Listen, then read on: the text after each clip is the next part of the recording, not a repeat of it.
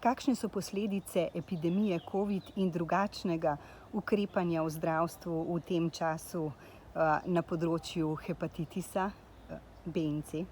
No, ena ključnih skrbi v obdobju pandemije COVID-19 je bila seveda, da bi zaradi preobremenjenosti zdravstvenega sistema z epidemijo in zaradi strahu ljudi pred okužbo lahko spregledali druge bolezni, med njimi tudi virusna hepatitisa B in C, ki sta lahko življenje ogrožajoči bolezni. No in zaradi tega je Svetovna zdravstvena organizacija že vse od začetku epidemije opozarjala, da je potrebno zdravstveni sistem prilagoditi tako, da se seveda v tej smeri naredi čim manj škode. In v teh mesecih pandemije so številni strokovnjaki po svetu opozarjali, da se v povezavi z virusnim hepatitisom B in C projekti, ki govorijo o cepljenju, obveznem cepljenju otrok proti hepatitisu B in obveznem testiranju darovanja krvi proti hepatitisoma B in C, niso kaj dosti umaknili iz scene, če smem tako reči, in so delovali naprej z istim zagonom. Po drugi strani pa so projekti odkrivanja okuženih in zdravljenja okuženih, na novo spoznanih okuženih pa seveda precej zamrli in strokovnjaki se bojijo in ocenjujejo, da bo v naslednjem letu samo v Evropi vsaj 170.000 ljudi umrlo zaradi hepatitisa B in C, ker je bilo seveda ukrepanje prepozno. Pa vendarle testiranje se zdaj ponovno odvija, sicer na novi lokaciji. Lahko mogoče poveste nekaj o tem tudi v sklopu prihajajočega svetovnega dneva? No, v Sloveniji smo vsaj za bolnike z virusnim hepatitisom že od vsega začetka v obdobju pandemije COVID-19 zelo dobro in varno poskrbeli, kar pomeni, da smo naredili klinično pot oziroma nacionalne smernice, katere bolnike lahko nekoliko odložimo z preiskavami za malo kasneje in pri katerih tega ne smemo narediti. Zato menim, da saj pri tiste znano okuženih najverjetneje kakšnih posledic ne bo čutiti. Seveda pa je problem odkrivanja okužb in Slovenija ima to možnost, da na infekcijski kliniki imamo že od leta 1986 ambulanto za anonimno brezplačno testiranje sprva HIV, od leta 2012 pa pridruženo tudi hepatitis B in C. In to ambulanto smo žal morali zapreti nekje od sredine marca pa do sredine maja. Potem smo jo znova vzpostavili na isti način, obisk ni bil najboljši, no od 13. julija dalje pa ta ponedeljkova ambulanta, rutinska ambulanta za testiranje na hepatitisa B in C, pa tudi HIV, poteka na novi lokaciji na Poljanskem nasipu 58, seveda pa po predhodni najavi, zaradi tega, ker je zelo pomembno upoštevati vse previdnostne ukrepe za preprečevanje prenosa novega koronavirusa. Možnosti za zdravljenje tovrstnih okužb oziroma obolenj so pri nas izjemno dobre. Problem pa je v tem, ker mnogo ljudi še vedno ne ve, da so okuženi. Zato tudi spodbujate k pravočasnemu ukrepanju, kajti v tem primeru je zdravljenje lahko res uspešno. Ja, to je res. Zgodnje odkritje okužbe je ključ do uspeha. Govorimo o hepatitisu C predvsem, kajti to je ozdravljiva bolezen, če odkrijemo dovolj zgodaj, pa tudi o hepatitisu B, ki je dobro obvladljiva.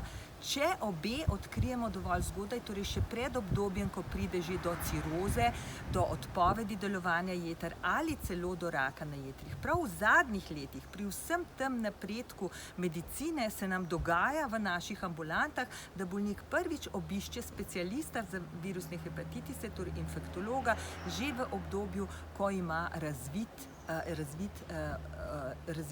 bolezen raka na jetrih.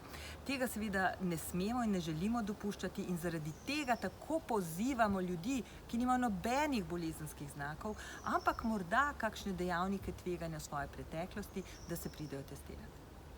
Ob tem velja omeniti, da je Slovenija pravzaprav tudi vzorčni primer za dobro klinično prakso na tem področju. Zato boste sodelovali tudi na skorajšnji konferenci, h kateri vas je povabila Svetovna zdravstvena organizacija. Lahko še nekaj besed o tem?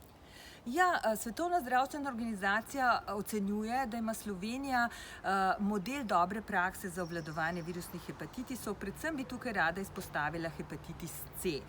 Vzroki so pa vsaj trije, se mi zdi, po katerih se Slovenija razlikuje od ostalih držav. Prvi je ta, da smo že pred 23 leti, leta 1997, naredili strategijo obvladovanja hepatitisa C v Sloveniji, s tem, da se je ustanovila posebna interdisciplinarna skupina strokovnjakov z tega področja, ki je seveda zajela potem celotno področje obvladovanja okužbe. Druga posebnost se mi zdi, da je ta, da smo zelo zgodaj prepoznali pomen čimprejšnjega odkrivanja okužbe z virusom hepatitisa C pri uporabnikih drog, kajti v Sloveniji imamo tako imenovane metadonske centre. Že od leta 1995 je mreža 18 centrov za preprečevanje in zdravljenje odvisnosti od drog razpredena po vsej Sloveniji in že od leta 1995 dalje tudi v teh centrih rutinsko testirajo na okužbo z virusom hepatitisa C.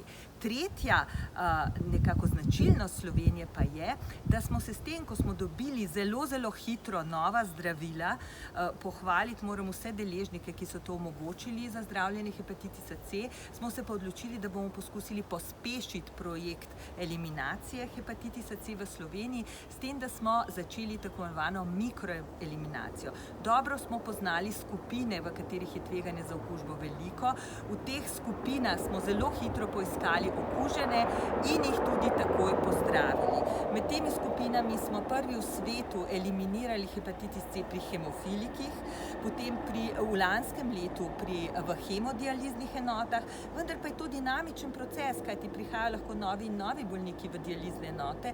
Zaradi tega smo posegli tudi na področje smernic nefrologov oziroma Združenja za nefrologijo in po novem seveda vsak bolnik, ki prvič pride v nefrološko ambulanto za kroničnega ledvičnega obolenja, je že takoj testiran tudi na okužbo z virusom hepatitisa B in C. Potem so pa tukaj še skupina sookuženih z virusom HIV.